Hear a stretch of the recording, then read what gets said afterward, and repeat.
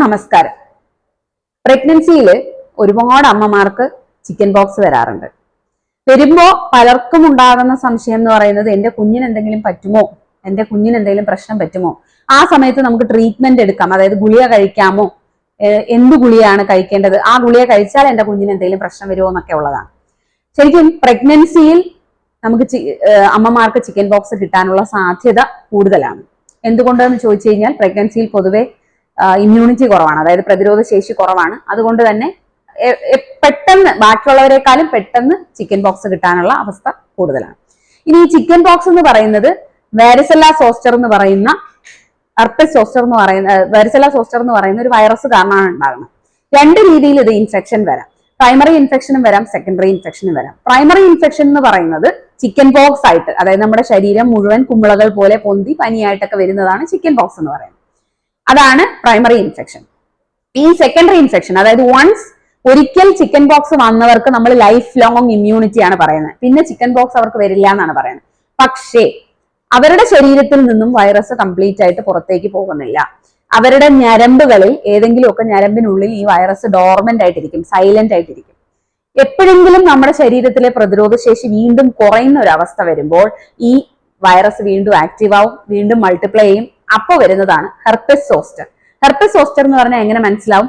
ഒരു ഞരമ്പിന്റെ ഡിസ്ട്രിബ്യൂഷൻ, ആ ഞരമ്പ് പോകുന്ന സ്ഥലങ്ങളിൽ മാത്രമായിട്ട് ചെറിയ ചെറിയ ചെറിയ കുമിളകൾ പോലെ വന്ന് ഭയങ്കരമായ വേദന ഉണ്ടാക്കുന്ന ഒരു കണ്ടീഷനാണ് ഈ ഹെർപെസ് സോസ്റ്റർ എന്ന് പറയുന്നത്. അതിൽ നിന്നൊന്നും കുഞ്ഞിനേക്ക് ഇൻഫെക്ഷനോ വേറുള്ളവർക്ക് ഇൻഫെക്ഷനോ കിട്ടാനുള്ള ചാൻസ് കുറവാണ്. പിന്നെ അമ്മയിൽ നിന്ന് കുഞ്ഞിന് കോംപ്ലിക്കേഷൻസ് വരാനുള്ള സാധ്യത എത്ര എന്ന് ചോദിച്ചു കഴിഞ്ഞാൽ 2% മാത്രമേ ഉള്ളൂ. അത് എപ്പോ എന്നുള്ളത് ഞാൻ പറഞ്ഞുതരാം. ഇനി എങ്ങനെയാണ് ഇൻഫെക്ഷൻ സ്പ്രെഡ് ചെയ്യുന്നത്, ഒരാളിൽ നിന്ന് മറ്റൊരാളിലേക്ക് കിട്ടുന്നത്? എല്ലാവരും ചിന്തിക്കുന്നത് കുമിളകൾ പൊന്തിക്കഴിഞ്ഞാൽ മാത്രമാണെന്നാണ്. അല്ല, അത് പൊന്തുന്നതിന് മുന്നേ തന്നെ, ഒരു 2-3 ദിവസം മുന്നേ തന്നെ ആ ഇൻഫെക്ഷൻ കിട്ടിയ ആളുടെ ഡ്രോപ്ലെറ്റ് ഇൻഫെക്ഷൻ, അതായത് തുപ്പലിൽ നിന്ന് വരുന്ന ചെറിയ ചെറിയ നീർക്കണങ്ങൾ വഴിയാണ് മറ്റൊരാൾക്ക് ഈ ഇൻഫെക്ഷൻ മെയിൻ ആയിട്ട് കിട്ടുക. പിന്നെ അത് കഴിഞ്ഞ് ഡയറക്റ്റ് കോണ്ടാക്ട്, അതായത് ആ കുമിളകൾ പൊന്തിക്കഴിഞ്ഞാൽ അതിൽ നിന്നുണ്ടാകുന്ന സെക്രീഷൻസിൽ നിന്നും ഇൻഫെക്ഷൻ കിട്ടാവുന്നതാണ് എന്നുള്ളതാണ്. അപ്പോ ഇതാണ് ഇൻഫെക്ഷൻ സ്പ്രെഡ് ചെയ്യാനുള്ള കാരണം. ഇനി എപ്പോഴൊക്കെ കുഞ്ഞിന് ഇൻഫെക്ഷൻ വരാം? കുഞ്ഞിന് ഇൻഫെക്ഷൻ വരുന്നത് മെയിൻ ആയിട്ട് ആക്ച്വലി ആദ്യത്തെ പ്രൈമറി ഇൻഫെക്ഷനിലല്ല, തിരിച്ച് യൂട്രസിനുള്ളിൽ വെച്ച് തന്നെ ആ ഇൻഫെക്ഷന്റെ റിയാക്ടിവേഷൻ വരുമ്പോഴാണ് കുഞ്ഞിന് മെയിൻ ആയിട്ട് പ്രോബ്ലംസ് വരുന്നത്. അതും 28 ആഴ്ചയ്ക്ക് ശേഷം, അതായത് 7 മാസത്തിന് ശേഷമാണ് ചിക്കൻ ബോക്സ് വരുന്നത് എന്നുണ്ടെങ്കിൽ, അത് ഡെലിവറിക്കും 4 ആഴ്ച മുന്നേ ആണെങ്കിൽ കുഞ്ഞിന് സാധാരണ പ്രശ്നങ്ങളൊന്നും വരാറില്ല. ഏറ്റവും കൂടുതൽ പ്രശ്നമുള്ള സമയം എന്ന് പറയുന്നത് 13 ആഴ്ചയ്ക്കും 20 ആഴ്ചയ്ക്കും ഇടയ്ക്കാണ്. അതായത് 3 മാസത്തിനും 5 മാസത്തിനും ഇടയ്ക്ക് ഇൻഫെക്ഷൻ കിട്ടുമ്പോഴാണ് ഏറ്റവും കൂടുതൽ പ്രോബ്ലം ഉണ്ടാവുന്നത്. അതും പക്ഷെ വളരെ കുറവാണ്, 2% പേർക്കേ ഉണ്ടാവാറുള്ളൂ. പക്ഷെ ആ പ്രോബ്ലം വന്നു കഴിഞ്ഞാൽ അത് കുഞ്ഞിനെ വളരെയധികം ബാധിക്കും എന്നുള്ളതാണ്. അപ്പോൾ ഇൻഫെക്ഷൻ കിട്ടി കുഞ്ഞിന് റിയാക്ടിവേഷൻ വന്നു കഴിഞ്ഞു കഴിഞ്ഞാൽ അതിന് കുഞ്ഞിനെ വളരെയധികം ബാധിക്കും. അതിനെ നമ്മൾ കൺജനിറ്റൽ വാരിസെല്ല സിൻഡ്രോം അല്ലെങ്കിൽ ഫീറ്റൽ വാരിസെല്ല സിൻഡ്രോം എന്നാണ് പറയുന്നത്. അങ്ങനെ വന്നു കഴിഞ്ഞാല് കുഞ്ഞിന്റെ തലച്ചോറിനെ ബാധിക്കും, കുഞ്ഞിന്റെ കണ്ണുകളെ ബാധിക്കും, കുഞ്ഞിന്റെ കൈകാലുകളെ ബാധിക്കും, കുഞ്ഞിന്റെ സ്കിന്നിനെ ബാധിക്കും. സ്കിന്നിന് ഭയങ്കരമായ സ്കാറിങ് ഉണ്ടാകാം. അതായത് നമ്മൾ എന്തെങ്കിലും മുറിവ് വന്നിട്ട് ഉണങ്ങിയിരിക്കുന്ന പോലെയൊക്കെ ആയിരിക്കും കുഞ്ഞിന്റെ സ്കിൻ ഇരിക്കുക. ലിംസ്, കൈകാലുകൾ ചെറുതായിരിക്കാം. തലച്ചോറിനാണെങ്കിൽ ചെറിയ തലയായിരിക്കാം. മൈക്രോകെഫാലി ഉണ്ടാവാം. മെന്റൽ റിട്ടാർഡേഷൻ, കുഞ്ഞിന് മന്ദബുദ്ധികളായ മെന്റൽ ഡിസബിലിറ്റീസ്, അങ്ങനത്തെ പ്രശ്നങ്ങൾ ഉണ്ടാകാം.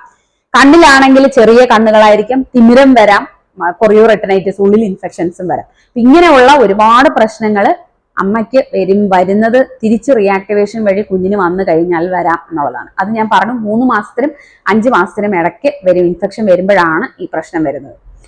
അപ്പൊ ഇനി അത് കഴിഞ്ഞ് ഞാൻ പറഞ്ഞു, ഡെലിവറി ആകുന്നതിന് മുന്നേ 4 ആഴ്ച മുന്നേ ആണെങ്കിൽ പ്രശ്നമില്ല.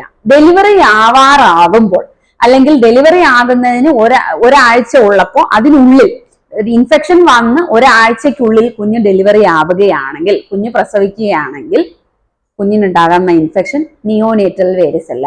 കുഞ്ഞ് ജനിച്ചതിന് ശേഷം കുഞ്ഞിന് ചിക്കൻ പോക്സിൻ്റെതായ ഫീച്ചേഴ്സ് വരും. പക്ഷെ ഭയങ്കര ബുദ്ധിമുട്ടാണ് അത് ട്രീറ്റ് ചെയ്യാൻ. അതോടൊപ്പം തന്നെ കുഞ്ഞിന് ഇൻഫെക്ഷൻസ് സെക്കൻഡറി ആയിട്ട് വീണ്ടും ന്യൂമോണിയ അങ്ങനത്തെ പ്രശ്നങ്ങളൊക്കെ വരാനും കുഞ്ഞിന്റെ മോർട്ടാലിറ്റി, അതായത് മരണ റേറ്റ് വരെ വളരെ കൂടുതലാണ് എന്നുള്ളതാണ്. അതുകൊണ്ട് തന്നെ ചിക്കൻ പോക്സ് ഒരു അമ്മയ്ക്ക് വന്നു കഴിഞ്ഞാൽ നമ്മൾ ഡെലിവറി മിനിമം ഒരാഴ്ചത്തേക്കെങ്കിലും നീട്ടിവെക്കും. നമ്മളെ കൊണ്ട് പറ്റുകയാണെങ്കിൽ. തന്നെ പെയിൻ വന്ന് ഡെലിവറി ആയി, വെള്ളം പൊട്ടി ഡെലിവറി ആയാൽ നമുക്കൊന്നും ചെയ്യാൻ കഴിയില്ല. ഇല്ലാന്നുണ്ടെങ്കിൽ ഓരോ ഗൈനക്കോളജിസ്റ്റും ശ്രമിക്കുന്നത് മിനിമം ഒരാഴ്ചയെങ്കിലും ഗ്യാപ്പ് ഇടുക എന്നുള്ളതാണ്. എന്തുകൊണ്ട് എന്ന് ചോദിച്ചു കഴിഞ്ഞാൽ ആ സമയത്തിനുള്ളിൽ അമ്മയ്ക്ക് ദേഹത്ത് കുമിളകൾ വന്ന് ഒരാഴ്ച കഴിഞ്ഞു കഴിഞ്ഞാൽ അമ്മയിൽ അതിനഗൻസ്റ്റ് ഉള്ള ആന്റിബോഡി, പ്രതിരോധിക്കാനുള്ള ആന്റിബോഡീസ് ഉണ്ടാവുകയും അത് പ്ലാസന്റ വഴി കുഞ്ഞിലേക്ക് കിട്ടുകയും ചെയ്യും. അപ്പൊ പുറത്തിറങ്ങി കഴിഞ്ഞാൽ കുഞ്ഞിന് ഇൻഫെക്ഷൻ വന്നാലും അത് വളരെ വലുതായിട്ട് കുഞ്ഞിനെ ബാധിക്കില്ല. കുഞ്ഞിന് ഓൾറെഡി പ്രൊട്ടക്ഷൻ കിട്ടിക്കഴിഞ്ഞു, ആന്റിബോഡി ഓൾറെഡി കുഞ്ഞിന്റെ ഉള്ളിൽ ഉണ്ട് എന്നുള്ളത് കൊണ്ട് തന്നെ. അപ്പൊ അതാണ് നമ്മൾ എന്തുകൊണ്ട് ആ ഒരാഴ്ച ഗ്യാപ്പ് ഇടുന്നു എന്നുള്ളത്. ഇനി ഉടനെ തന്നെ കുഞ്ഞിന് വന്നു കഴിഞ്ഞാൽ കുഞ്ഞിനെ ട്രീറ്റ് ചെയ്യാൻ ബുദ്ധിമുട്ടാണ്. ഇനി അമ്മമാർ എപ്പോഴും ചിന്തിക്കുന്ന കുഞ്ഞുങ്ങളെ പറ്റി മാത്രമാണ്. പക്ഷെ അങ്ങനെ അല്ല. അമ്മമാർക്ക് ചിക്കൻ പോക്സ് വന്നാൽ എന്താ പ്രശ്നം? പെട്ടെന്ന് തന്നെ അത് ന്യൂമോണിയ ആവാനും തലച്ചോറിനെ ബാധിക്കുന്ന അസുഖം, അതായത് എൻകഫലൈറ്റിസ് വരാനുള്ള സാധ്യത പ്രഗ്നൻസിയിൽ കൂടുതലാണ്.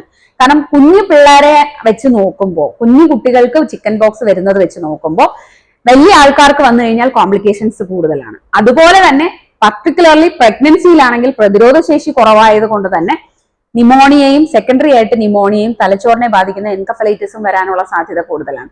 അതുകൊണ്ടാണ് നമ്മൾ കൃത്യമായി ചികിത്സിക്കണം, ചിക്കൻ പോക്സ് ചികിത്സിക്കണം എന്ന് പറയുന്നത്. അതിന് നമ്മൾ എന്ത് കൊടുക്കും? അസൈക്ലോവിർ എന്ന് പറയുന്ന ഡ്രഗ് മെഡിസിൻ അമ്മയ്ക്ക് കഴിക്കാൻ കൊടുക്കും. അത് കൊടുത്തു കഴിഞ്ഞാൽ ഒരുപാട് നമ്മുടെ ശരീരത്തിൽ ഒരുപാട് ആ വൈറസിന് വളരാൻ സാധിക്കില്ല. വൈറസിനെ ഈ ഡ്രഗ് കില്ല് ചെയ്യും. അതിന്റെ കൂടെ അമ്മയ്ക്ക് ഇമ്മ്യൂണിറ്റി കിട്ടുകയും ചെയ്യും എന്നുള്ളതാണ്. അപ്പോൾ എന്താണ് ചിക്കൻ പോക്സ് വന്നാലുള്ള ബുദ്ധിമുട്ട്? എപ്പോൾ വന്നാൽ പ്രശ്നമില്ല, എപ്പോൾ വന്നാൽ പ്രശ്നമാണ്, അതിന് എന്തൊക്കെ നിങ്ങൾ ശ്രദ്ധിക്കണം എന്നുള്ളത് മനസ്സിലായി എന്ന് വിശ്വസിക്കുന്നു. നന്ദി.